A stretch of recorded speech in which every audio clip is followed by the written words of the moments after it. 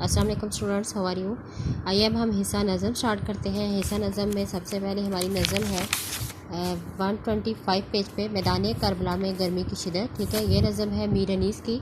तो आइए हम पहले इनके हालात ज़िंदगी पढ़ लेते हैं। पेज नंबर 124 ओपन करें और यहाँ पे आज की डेट और डे मेंशन करें। मीर अनीस सन 1800 में इनकी पैदाइश और सन 1874 में इनकी वफ़ात है। ठीक है, मीर अनीस का असल नाम सैयद बब्बर अली और तखल्लुस अनीस था। आप फैज़ाबाद में पैदा हुए। फ़ारसी और अरबी अपने वालिद मीर खलीक से पढ़ी। ठीक है, मीर खलीक उनके वालिद का नाम है। दीगर मरूजालूम फैज़ाबाद के एक आलिम मीर नजफ़ अली से हासिल किए। हसूल तालीम के साथ साथ शहसवारी और सिपागिरी के फ़न भी सीखे। ठीक है, अंडरलाइन करें तो उन्होंने फ़नी तालीम भी हासिल की थी, शहसवारी और सिपागिरी की। मीर अनीस मौजू तबा थे। उनके ख़ानदान के अक्सर लोग शेर कहते थे। फैज़ाबाद के जिस माहौल में मीर अनीस परवान चढ़े, इसमें हर तरफ शायरी का चर्चा था। इस अदबी फ़िज़ा ने मीर अनीस के तबी रुझान को जिला बख्शी और बचपन ही से शेर कहने लगे। कभी कभी वालिद के साथ लखनऊ के मुशायरों में भी शरीक होते थे। इसके बाद लखनऊ आ गए। ठीक है, ये तो इनके हालात इनके। आइए अब हम इनकी सूबे निगारिश पढ़ते हैं कि मीर अनीस एक बुलंद पाया मरसिया निगार थे। इनके मरासी में सोज़ो गदास, किरदार निगारी, जज्बात निगारी और मंजर कशी के बेमिसाल नमूने मिलते हैं, जो उनकी कादरुल कलामी की दलील है। उन्होंने वाक़यात और जज्बात के नहायत खूबसूरत मोरके पेश किए। मिर्सिया पढ़ने का अंदाज़ ऐसा था कि समा बन देते थे। उर्दू के मारूफ महक़िक़ हाफिज़ महमूद शरानी के बकौल वो अक़लीम में मिर्सिया गोई के शहनशाह थे। ठीक है, अंडरलाइन करें। मीर साहब बहुत पुरगो थे। उन्होंने मुतअद्दिद मिर्सिए लिख डाले और कोई मिर्सिया 150-200 बंद से कम का ना होगा। लेकिन बावजूद पुरगोई के इनके कलाम में कहीं इब्तिज़ाल या आमियानापन नहीं पाया जाता। ठीक है, ये नज़म इनके एक तवील मिर्सिए का हिस्सा है, जो इनके तख़य्युल, मंज़र नगारी और लफ्ज़ी तस्वीरकारी की उम्दा मिसाल है। उनके कुछ मरासी इंतखाब मरासी अनीस के नाम से मजलिस तरक्की अदब लाहौर से और अनीस के मरसिया 2 जिल्दें मरतबा सालेह आबिद हुसैन, रबायात अनीस और अनीस के इस्लाम नामी कुतब भारत से शाया हो चुकी है। ठीक है, तो आइए अब हम इस नज़म की रीडिंग करते हैं। सबसे पहले मैदान करबला में गर्मी की शिदत। ठीक है, अब इसके टॉपिक से हमें अनुमान से पता चला कि मैदान करबला में कि गर्मी की शिदत का जिक्र किया गया है कि जब मैदान करबला था तो उसमें गर्मी की शिदत कितनी थी। ठीक है, तो इस मिर्से में मीर बब्बर अली अनीस ने करबला के मैदान में गर्मी की शिदत को बयान करते हुए कहा है कि आसमान से आग बरस रही थी और ज़मीन तंदूर की तरह तपी हुई थी। ठीक है, इंसान तो इंसान, जानवर भी इस गर्मी से परेशान थे। यहाँ तक कि दरख्तों के पत्ते भी इस गर्मी में मुरझा गए थे। गर्ज मीर अनीस ने मुबालगा आराई की हद तक गर्मी की शिदत का जिक्र किया है। ठीक है, ये नज़म भी मीर अनीस की एक मरसिया है। ठीक है, मरसिया कहते हैं अरबी ज़बान के लफ्ज़ रसा से निकला है, जिसका मतलब है हिज़्न व मलाल। ठीक है, और मातम। इस्तिलाहन इसके मायने ऐसी सनफ़ सुखन के हैं जिसमें किसी शख्स के मरने के बाद उसकी तारीफ़ें की जाए और फिर अपने गम व अलम और जज्बात गम का इजहार किया जाए। आमतौर पर मिर्सिया शहदान करबला के लिए लिखा जाता है और मजालिस ज़ा में पढ़ा जाता है। मिर्सिया में फ़ौत-ए-शुदगान के मनाक़ब और मसाइब का बयान होता है।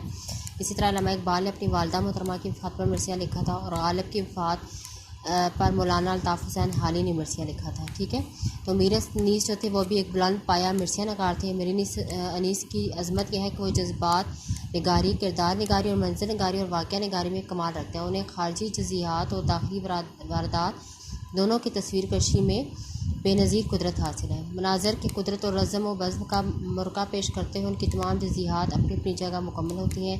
इसके बावजूद वो मुख्तलिफ़ जगहों पर मुबालगा आराई से भी काम लेते हैं। ठीक है, तो ये इनकी एक ऐसी नज़म है। ठीक है, कि यहाँ पे गर्मी की शिद्दत को बयान करते हुए मुबालगे की हदों को छू रहे हैं। आइए अब हम इस नज़म की रीडिंग स्टार्ट करते हैं। सबसे पहले देखें, गर्मी का रोज़े जंग की क्यों करूँ बयां, डर है कि मिसले शम्मा न जलने लगे ज़बां।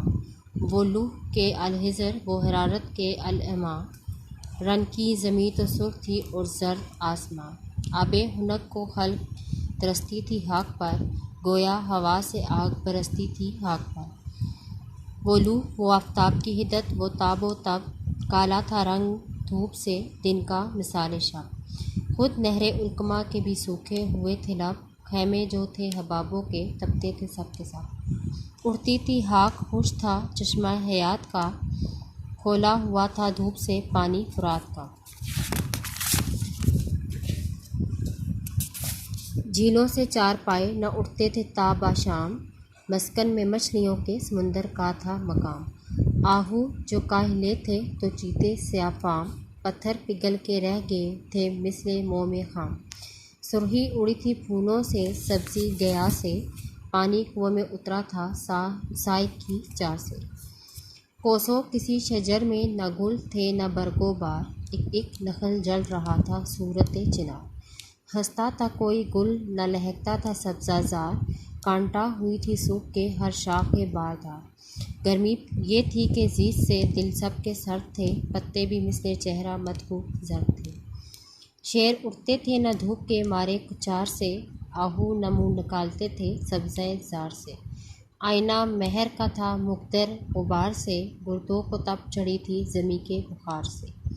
गर्मी से मुस्तरब था ज़माना ज़मी पर, भुन जाता था जो गिरता था दाना ज़मी पर। गिरताब पर था शोहला ज्वाला का गुमा, अंगारे थे हबाब तो पानी शरर फिशा।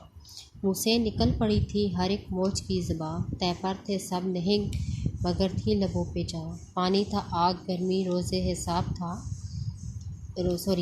हिसाब थी, माही जो सीखे मोज तक आई कबाब थी। ठीक है, तो ये नज़म जो ली गई है वो कुलियात मीर अनीस से ली गई है। तो आइए अब हम इस नज़म की वजाहत करते हैं। पहला बंद देखें मुसद्दस है। ठीक है, गर्मी का रोज़े जंग की क्यों करूँ बयान, कि गर्मी के रोज़ जंग की जो गर्मी थी उसको मैं कैसे बयान कर सकता हूँ। डर है कि मिस्र शम्मा न जलने लगी ज़िबा, मिस्र शम्मा के शम्मा की तरह, वलू के अलहज़र के अल्लाह की पनाह, अल्लाह बचाए वो हरारत के अलअमा खुदा की पनाह। ठीक है, रन की ज़मीं बड़ी जंग तो सुर्ख थी और जर्द आसमां, आबे हुनक ठंडी है। ठीक है, हल्क लोग खाक मट्टी, गोया हवा से आग बरसती थी खाक पर। शायरी शेर में क्या कह रहे हैं कि जंग के दिन की गर्मी का क्या हाल बयान करूं कि डर है कि ज़ुबान के ही शम्मा की माने जलने लगे इतनी तेज़ गर्म हवा के खुदा की पनाह। मैदान जंग गर्मी से सुर्ख था और आसमान का रंग जर्द था। ज़मीन पर लोग ठंडे पानी को तरस रहे थे और हवा से गोया ज़मीन पर आग बरस रही थी। ठीक है, शायर यहाँ पे क्या है, कहता है कि एक तो ये मुल्क अरब का रेगिस्तान था जिसकी गर्मी जो है वो बयान नहीं कर सकता। ठीक है, और फिर ये जंग का दिन था। ज़ाहिर है कि जंग की वजह से गर्मी की शिद्दत कुछ और बढ़ जाती है और इसलिए मैं गर्मी की शिद्दत को बयान नहीं कर सकता, कि मेरे पास अल्फाज नहीं है कि मैं गर्मी की शिद्दत को बयान कर सकूं। इस बात से डरता है कि मेरी ज़बान गर्मी की शिद्दत की कैफियत जो है वो नहीं सह पाएगी। ठीक है, ये वो शायर कह रहे हैं कि ये ना हो कि मैं गर्मी की शिद्दत को बयान करूं तो मेरी जो ज़बान है वो भी शम्मा की मानद जलने लग जाए। मैदान जंग में इस कदर लू चल रही थी कि इंसान जो है वो अल्लाह ताला की पनाह तलब करने लगा था। मैदान जंग की ज़मीन गर्मी की शिद्दत से तप कर तांबे की तरह सुर्ख हो चुकी थी। ठीक है, गर्मी इस कदर शदीद थी कि आसमान भी उसकी शिद्दत से महफूज नहीं था, बल्कि वो भी जर्द पीला दिखाई दे रहा था। ज़मीन पर अल्लाह ताला की मखलूक और लोग ठंडे पानी को तरस रहे थे। उन्हें गर्मी की शिद्दत से अपनी प्यास बुझाने के लिए ठंडा पानी भी नहीं मिलता था, जिससे वो बहुत बेताब और बेचैन थे और वो बेहाल हो रहे थे। गर्मी की शिद्दत की ये जो कैफियत थी कि ऐसा मालूम होता था जैसे हवा से ज़मीन पर आग बरस रही हो। ठीक है, नेक्स्ट शेर देखें। वो लू वो आफ्ताब की हिदत के सूरज की जो गर्मी होती है, वो ताबो ताब चमक धमक, काला था रंगे धूप से दिन का मिसाल शब। ठीक है, मिसाल शब के रात की तरह।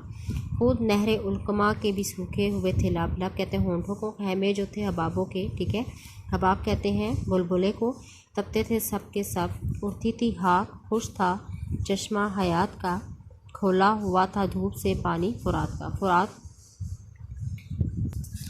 इसका मफहूम बता देते कि मैदान करबला में तेज़ लू चल रही थी, सूरज तपा हुआ था। इस तपिश की वजह से धूप का रंग जो था वो रात की तरह स्याह हो चुका था। ठीक है, नहरे उल्कमा के जो होंठ थे वो भी खुश थे, पानी के बुलबुले जो खैमों की माने थे वो भी तपे हुए थे, हर तरफ खाक उड़ रही थी। ज़िंदगी जो थी वो बेहाल सबकी ज़िंदगी बेहाल हो गई थी और धूप की वजह से दरिया फुरात का पानी भी उबला हुआ था।